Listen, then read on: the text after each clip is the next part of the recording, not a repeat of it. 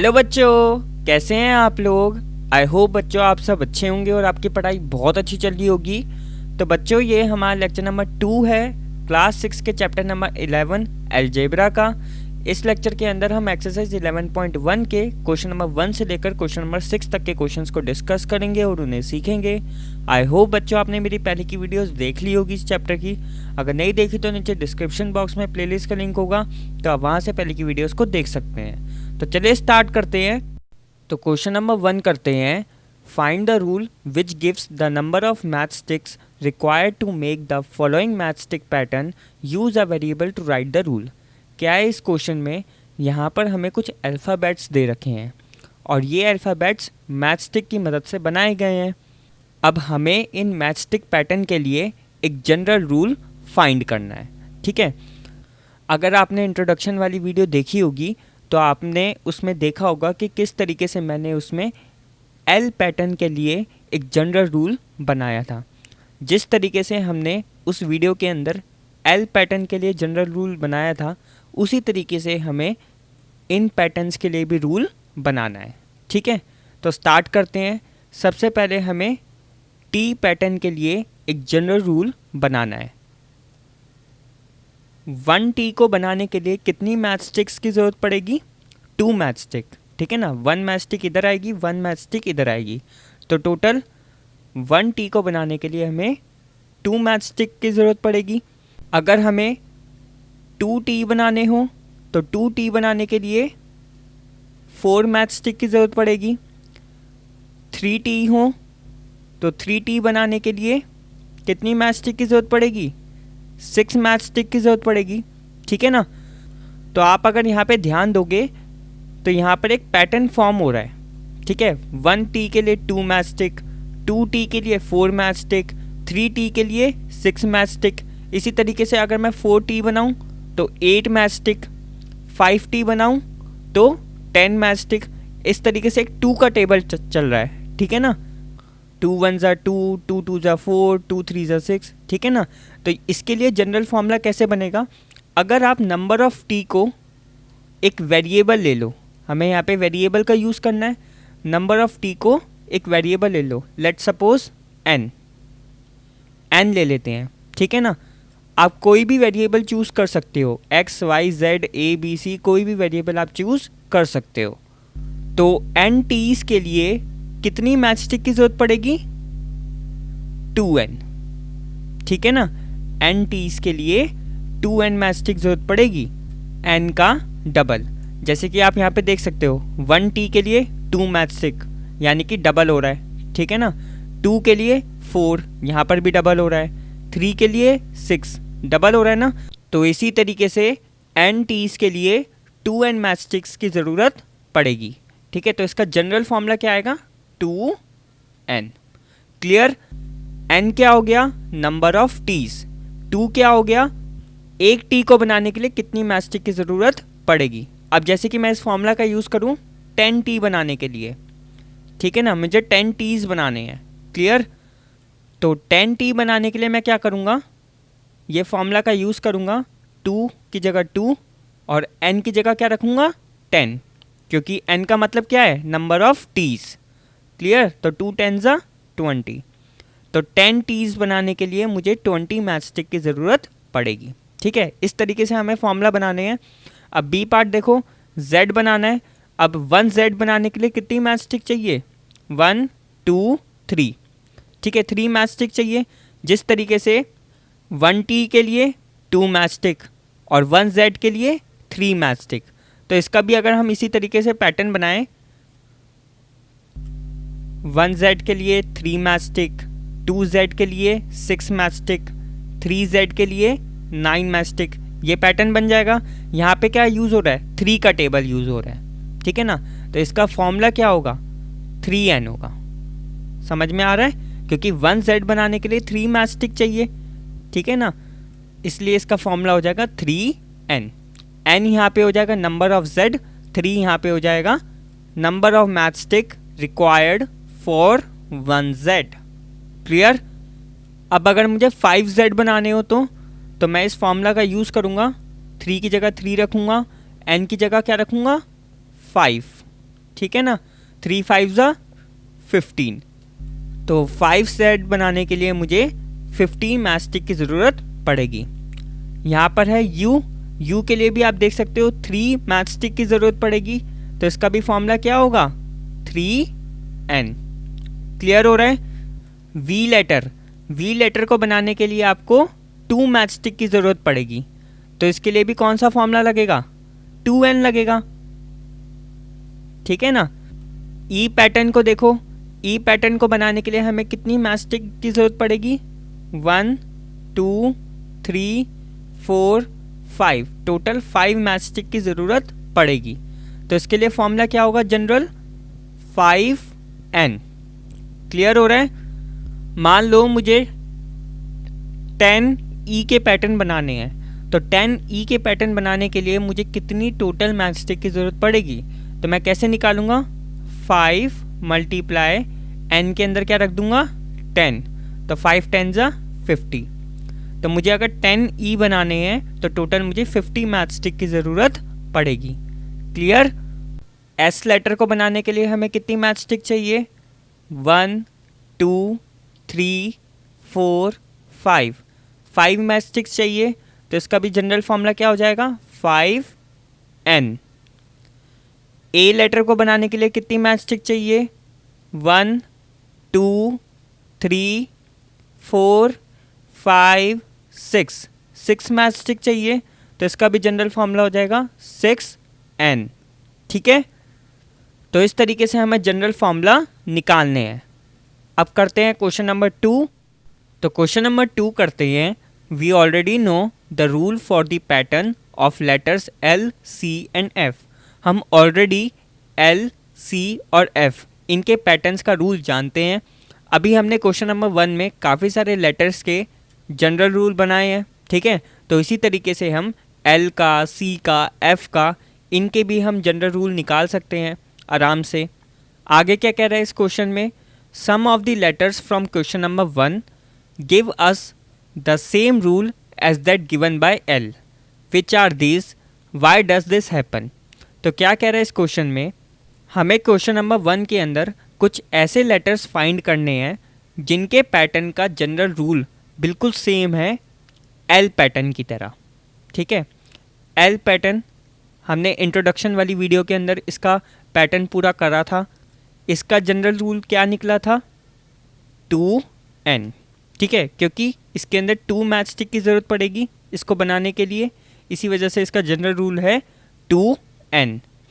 तो हमें question number 1 के अंदर कुछ ऐसे लेटर्स देखने हैं जिनका रूल बिल्कुल सेम हो L पैटर्न की तरह।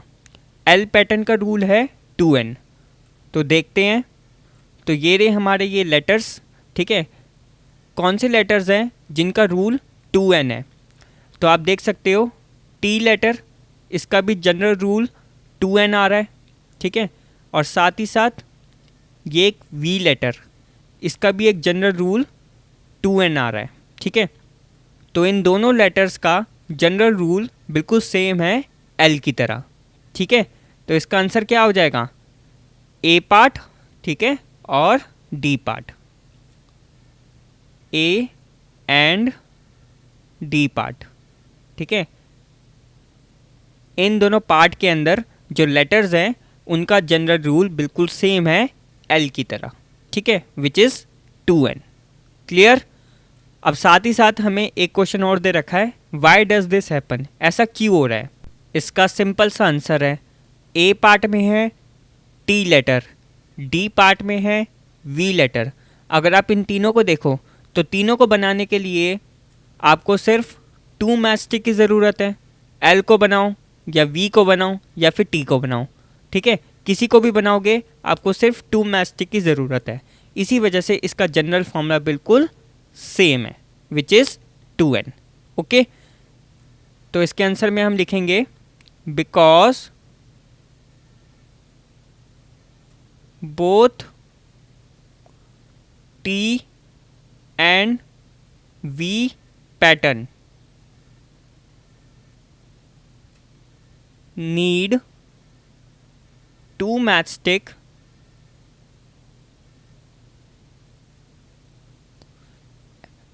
एज सेम एज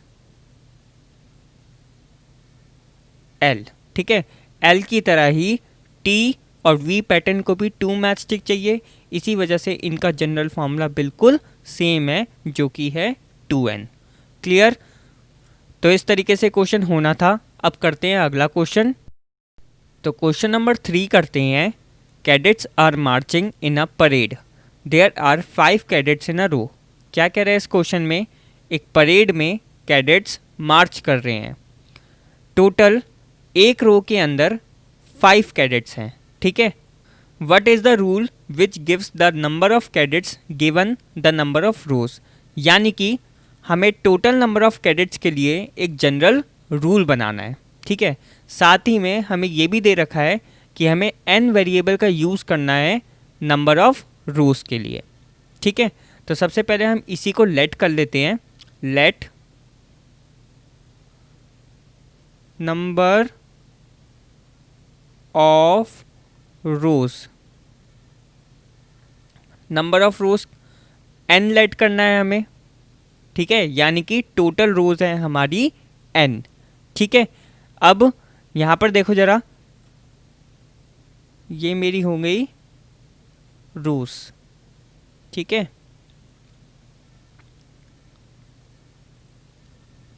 ये मेरी रोज हैं, हर एक रो के अंदर 5 कैडेट्स हैं, ठीक है ना।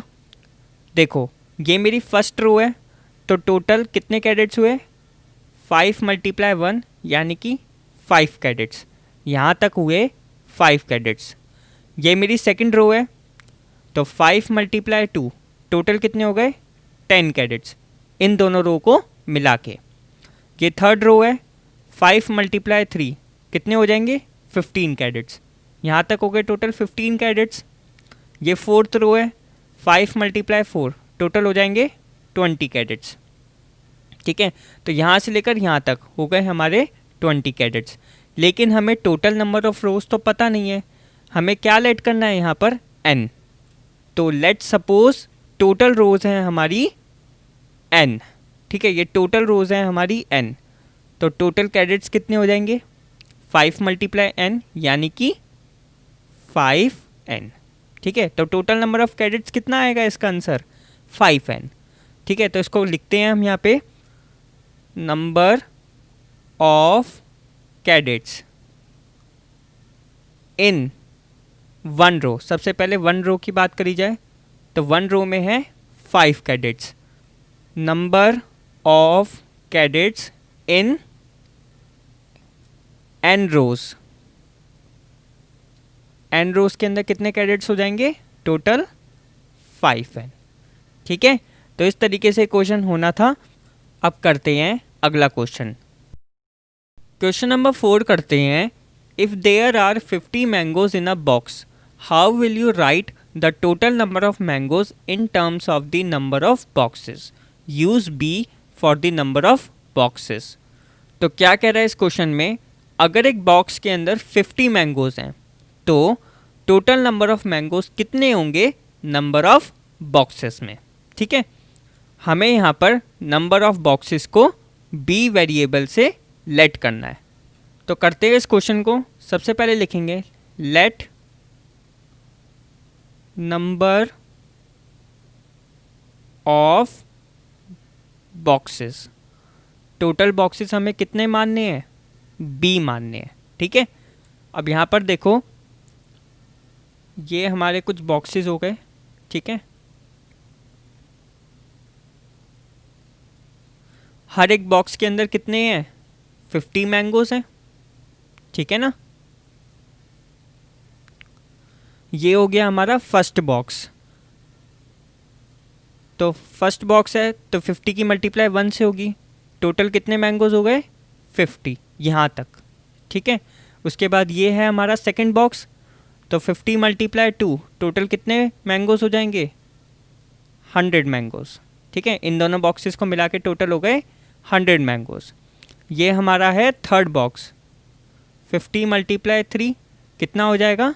150। तो टोटल कितने मैंगोज हो जाएंगे? 150 मैंगोज। लेकिन हमें पता तो है नहीं टोटल कितने बॉक्सेस हैं, ठीक है, हमने यहाँ पर क्या लेट कर रखा है, बी। इसका मतलब टोटल हमारे पास बी बॉक्सेस हैं और ये हो गया हमारा लास्ट वाला बॉक्स यानी कि बी। ठीक है, अब मान लो हमारे पास 10 बॉक्स हैं तो ये मान लो 10th बॉक्स हो गया। 20 बॉक्सेस हैं तो ये हो गया हमारा 20th बॉक्स। ठीक है, मतलब ये हो गया हमारा लास्ट बॉक्स। टोटल हमारे पास है टोटल बी बॉक्सेस। ठीक है, तो टोटल मैंगोस कितने हो जाएंगे यहाँ से लेकर अब यहाँ तक। पहले 3 बॉक्सेस में कितने थे, 150 थे। अब यहाँ से लेकर यहाँ तक टोटल मैंगोस हो जाएंगे 50 बी। ठीक है ना, तो टोटल मैंगोस होंगे हमारे 50 बी। तो अब इसको लिखते हैं number of mangoes in one box. One box में कितने मैंगोज हैं, 50 मैंगोज हैं। Number of mangoes in B boxes, तो बी बॉक्सेस में कितने हो जाएंगे, 50 बी। तो टोटल मैंगोज हैं हमारे पास 50 बी। इस तरीके से हम इसको रिप्रेजेंट करेंगे। ठीक है ना, तो इस तरीके से क्वेश्चन होना था। अब करते हैं अगला क्वेश्चन। तो क्वेश्चन नंबर 5 करते हैं, the teacher distributes 5 pencils per student. Can you tell how many pencils are needed given the number of students? तो क्या कह रहा है इस क्वेश्चन में, टीचर हर एक बच्चे को 5 पेंसिल्स देती हैं। हमें क्या करना है, हमें टोटल नंबर ऑफ पेंसिल्स निकालनी है for the total number of students. यहाँ पर हमें एस वेरिएबल को लेट करना है for the number of students. Clear, तो करते हैं लेट नंबर ऑफ स्टूडेंट्स। क्या लेट करना है, एस, यानी कि टोटल नंबर ऑफ स्टूडेंट्स हैं एस। ठीक है, हर एक बच्चे को 5 पेंसिल्स मिलती हैं तो हम यहाँ पे लिखेंगे number of pencils each student gate 5। हर एक बच्चे को 5 पेंसिल्स मिलती है।